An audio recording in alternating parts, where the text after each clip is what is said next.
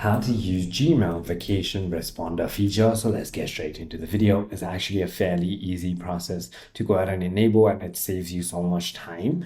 The first thing you want to do is open your Gmail settings. Once you are inside of Gmail settings, you want to simply go ahead and tap on see all settings, and this is going to be the page you're going to be on. Now, this is where you want to simply go ahead and go to vacation responders on your category tab.